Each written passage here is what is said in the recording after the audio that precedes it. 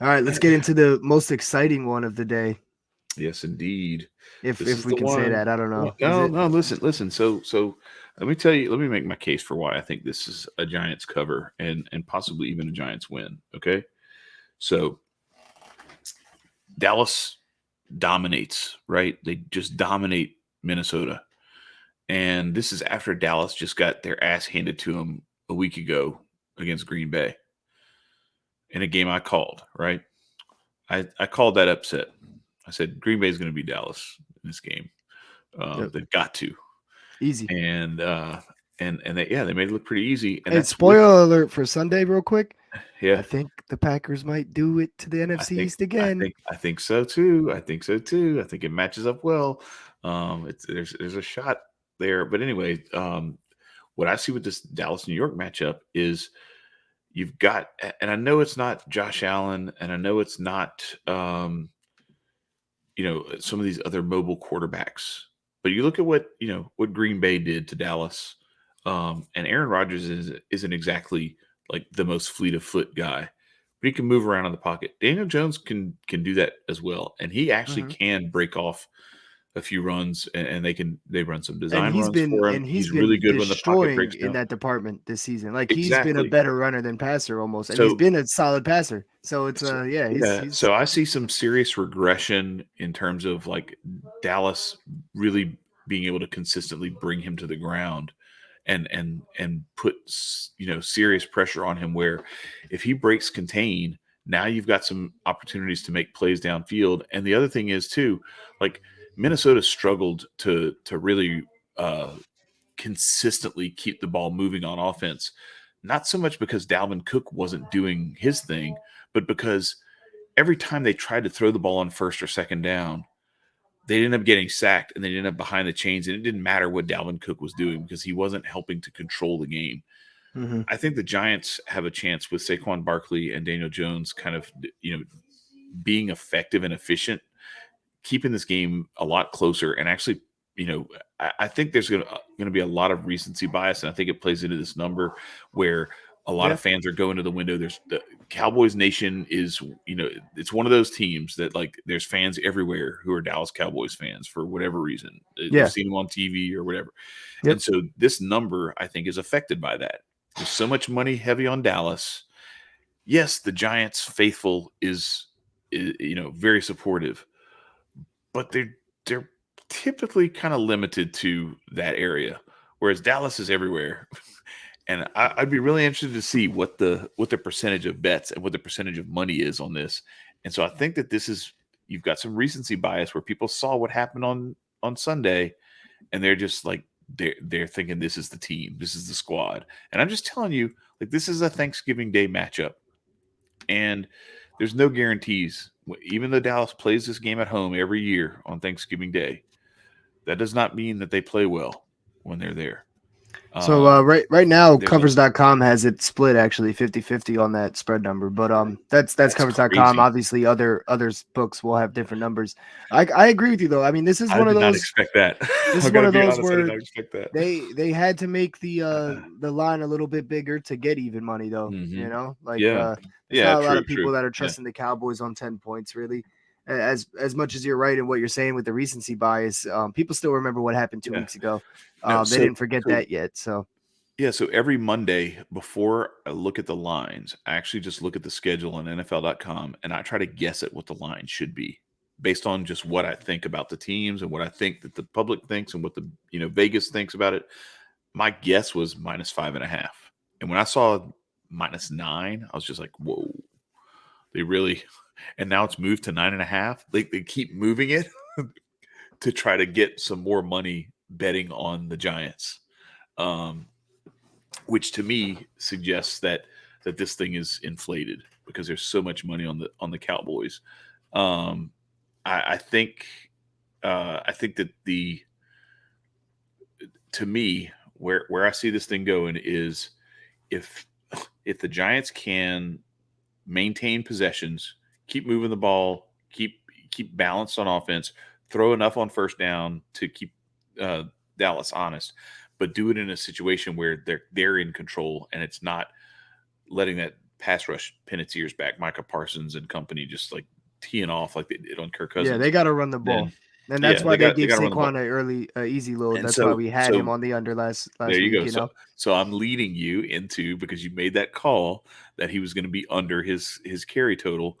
What do you see for Saquon Barkley in this game? Because that's, I think, the key to whether or not the Giants are actually able to pull this thing off or at least cover. Yeah, Keep I'm it gonna close. snipe his over 74.5 rushing yards for sure. Okay. So that's gonna be a part of the article. Hope maybe the number moves a little bit, but I think I'm gonna take it Mm-hmm. either way. But I might even ladder him and go for an 80, go for a 90, Mm-hmm. 100 or something. I might think about that depending what numbers we're getting Thursday morning. Mm-hmm. But yeah, he's hit 70 plus in 8 out of 10 games this season. The only 2 that he didn't were 2 of the last 3. So he's got to get back on track in that side of things. And we know why he didn't get it against the Lions. One, they were down for most of the game, but even without that, exactly how I laid it out, you rush him Mm-hmm. 35 weeks, 2 weeks ago. You got a game against the Lions who you can pass all over if you want to. And you got a big game 4 days later with the Cowboys, very important. So you don't run the ball with Saquon, but you Not to save say him for anything. this. Yeah, not to say anything against your script and how it played out, because you hit the under, but maybe they should have given him the ball a little bit more Well, because it no, didn't they work. gave up that loss. That's what I'm saying, Yeah. though. That You think was my whole they point. They coughed don't it up? care about Yeah, winning they that don't game. care. That game Okay. was not It's not a important. division game. It wasn't as important as keeping Saquon ready for Thursday. There you They go. Okay. did pass all over him. They just couldn't stop anything, Yeah, which I for think sure. is going to be the same issue today. But the Cowboys defense is their weakness is the run game. Mm-hmm. We saw what Aaron Rodgers and the Packers were able to do. That's how they won that game, running Mm-hmm. all over them. Aaron Jones had like 130. AJ Dillon had another 65. So that's how they're gonna get the job done. The Cowboys defense is 26th in rushing yards, and I think they're also 27th in yards per carry allowed. So Saquon, I expect him to run all over this. He's hit 70 plus in 7 out of 10 games. Or wait, hold on. 70 teams against the Cowboys have hit 70 plus in 7 out of 10 games. Mm-hmm. 8 players have done it. Saquon already did it once, but I'll go through it, right? Week 1, Leonard Fournette, 127 yards. People forget about that with how bad the rushing defense has been after. This Cowboys That's rush right. defense has been bad the whole season. And Even then though, after that, the Buccaneers couldn't run on anybody for like 7 straight weeks. Exactly. That's what I'm saying. That's my point. Yeah. So, and then Barkley had 81. To your point about Daniel Jones running, he had 79 rushing yards the last matchup against the Cowboys. So the Washington and they had a chance in that game too. Like that, they were that there. game was close late. Yeah, they were a lot healthier than though. They're beat up right now, like true. bad. So I don't think they have a chance winning this game, honestly. But they could cover though. I do see them keeping it a little bit close. It's not like the Cowboys are like insanely dominant. The Washington 3-headed monster of running backs, they did not. None of them eclipsed 70, but between the 3 of them, they combined for 137 on 26 carries, which is a 5.2 average. Miles Sanders hit 71. Jamal Williams hit 79. Khalil Herbert hit 99. Aaron Jones 138. AJ Dillon 65 in the same game. Dalvin Cook hit 72 last week in the loss. You don't want to put Daniel Jones in a position where the game is all on him and he has to pass against this top 5 pass defense who just shut down Kirk Cousins, who was one of the hottest quarterbacks in the league for like 125 yards or whatever he just had. Right. So I know Daniel Jones is coming off that 341-yard performance, but pump the brakes. Give the ball to your superstar, Saquon Barkley. Let him take control of it. I mean, you might even want to take his rushing and receiving just in case he gets a lot of catches. That line is 102.5, so that wouldn't be a bad play either. The other way I'm going in this is that Giants secondary is depleted. If they weren't depleted before that game against Detroit, they are now for sure. Yeah. So I'm looking at CeeDee Lamb, over 69.5 receiving yards. He's been on fire lately.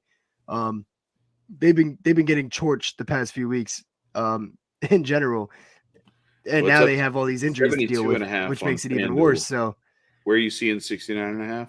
Because it's BetMGM minus 115. So that's what I saw about an hour ago. That's the route to go then. Yeah, that's the route to go because it's minus 114 for 72.5 on FanDuel. So you definitely want to go BetMGM for that then if you can get 3 fewer yards. I know it doesn't seem like much, but trust me, it's sometimes it makes all the difference in the world. Ask Melvin Gordon and Latavius Murray. Damn, Anyway, Yeah, I'm gonna list some names real quick for you. yeah. Darnell Mooney, 94 yards against the Giants. Randall Cobb, 99 yards against the Giants. Christian Kirk, 96 yards against the Giants.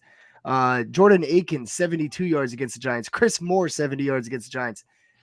Any of those names you think can do that and CeeDee Lamb can't? Oh, by the way, CeeDee Lamb in the first time they played, 8 catches for 87 yards and a There you touchdown. go. There You you also go. got Mark Andrews torched him for 106 for the tight end position. DK Metcalf had 55 in the same game. Tyler Lockett had 63. Amon-Ra St. Brown had 76 just 5 days ago. So yeah, I'm on CeeDee Lamb and Saquon Barkley in this game for sure, and I'll think about other bets as well, which I'll put out in that article. The other one thing I want to say is there might be a lot of kicking in this game. I feel like both teams are really good defensively in the red zone. So the Cowboys defense is 6th in the red zone. The Giants defense is 2nd, and the Cowboys defense is 7th on 3rd down. Giants defense is 5th on 3rd down. So these are stout defenses when it comes to those short, or not short, but like those very important plays. They show up. So there might be a lot of kicking. And then in a division game too, Exactly. because it's important for both teams. There can sometimes be a tendency to be more conservative when you get into the red zone. It's 4th and 3. You're at the opponent's 25-yard line, and whereas you might go for it against another team outside your division, you're going to take the points and try to keep it tight and give yourself an opportunity later rather than cough it up right there and turn the ball over on downs. So yeah, I could see that 100%. happening. No kicker parlays available yet, but that usually comes a little closer to game time. I will say this though, I want to look real quick since you're on this CeeDee Lamb thing. So I'm looking at, so you got Saquon Barkley over 74.5, CeeDee Lamb over 72.5, but you can go to BetMGM and get some better odds there. But I do want to look at a parlay here. So let's just say, and I know, look, I realize, look, we got bit in the ass last week. I made this Justin Jefferson and CeeDee Lamb play that didn't come anywhere close to hitting, but I did almost nail the 2 touchdowns apiece, Najee Harris and Latavius Murray. If they don't give the ball to Melvin Gordon on the goal line, we're cashing that thing. But let's just look at Saquon Barkley for 100 yards rushing and CeeDee Lamb 100 yards receiving. I just want to see what it looks like. That parlay is we got to kill one of these. There. Yeah, plus 1031. Okay, but it didn't change it. Plus 1031. So almost Solid. 10 and a half to 1 for 100 yards apiece, and nobody needs to score. We just need 100 yards. What about that's one of those ladder things that I'm thinking. Well, I was about to say, what about adding a touchdown there each? Oh shoot! Okay, well, I mean, right. Just if we're gonna do it, let's see what number we're getting here. Maybe it'll make maybe it'll make the Twitter on Thursday afternoon. There you go.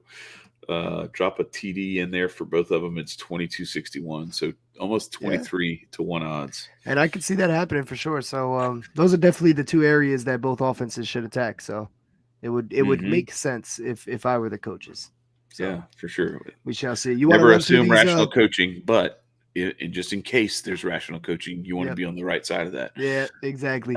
You want to run through some of these little Thanksgiving specials? Yeah. Seeing, and then we'll jump out of here. That's the last thing I want to do. We'll go back here. So this is a treat for you folks. If you stuck around with us up to this point, here we go. Any QB throwing 4+ TDs is plus 175. That seems super low. I'm not taking that. Josh Allen would be the only guess. I know, but why don't I just go to Josh Allen and just make it be him, but exactly. And his over 2.5, I think, is plus money when I look. So get way better money for that. Yeah. So let's see, what do we have? Micah Parsons to record 2 full sacks. Oof. That's a tough one. I don't even know how healthy he is and everything. They might be trying to bait you on that one. He might not even have a full snap count if he doesn't, especially if they don't need him to. Yeah. So any Thanksgiving game to go into overtime. That's interesting. That could be the Patriots Vikings. The Patriots Vikings. I was thinking the 3-3. Same thing. As long as the Vikings punt it out of bounds, we're good. 3-3. Kayvon Thibodeau and Sam Williams to record 1 full sack each. Ramondre Stevenson and Dalvin Cook to both have 100 rushing yards each. See, that's what I'm saying. Like, they're trying to bait you with some of these other things, but I do want to go here. So this is interesting to me. This is the stuff where it's like, all right, they're not trying to bait you with anything. This is just pick one of these teams to be the highest scoring team on that day, right? So I think, naturally Buffalo. Now if I could go with Hard to pass that up there. I could go with a second highest scoring team play. If I could do Cowboys? that, I'd go with the Lions? Lions. Yeah, because I just think I think it could be I hear ugly. you. It could get really ugly. Let's see, lowest scoring team. Now that's an interesting one. So here's one where it could get. I think The I would winner want to go or the here. loser of the Patriots Vikings game. I'm going Vikings, man. Like I Yeah. feel like Vikings now. Buffalo It's at the plus loser of that game 2,500. for sure. Can we lock that in anywhere? Say what? Can The we lock loser of in that game. lowest scoring game anywhere or Well, you could anything bet like both that? of them. You could bet both of them, and it's plus 270 or plus 480. So like, it's just like take your pick, and you're gonna win. If that is the case, you're gonna win. I don't know, what is that, plus 150 minimum. Because you're giving up a unit to get that Vikings play in, and you're getting plus 270 for the Patriots. Highest scoring game, lowest scoring game. Now Oh, there we go. That's what I was looking for. Yep. That could be the hook that gets Patriots us. Vikings lowest Patriots scoring game. Vikings minus 105. Ah, They already dang. know. No They value already there. know. It's not Yeah, even they worth already it. know. It's Yeah. definitely not worth I'm it. telling you, man, that Patriots defense is elite. They are Yeah. nice. Lowest scoring game, highest scoring game. Bills Lions is top of the list. Giants Cowboys. Now that's an interesting one there, because you could have like the Cowboys damn near carry that themselves if this thing gets away. But yeah, it's hard to stay away from that Bills. They already know. Like, and this is the stuff we told you all this stuff before we started looking at these things. So it's just I'm disappointed that we don't have anything that jumps out and says like bet Like me, what's because value?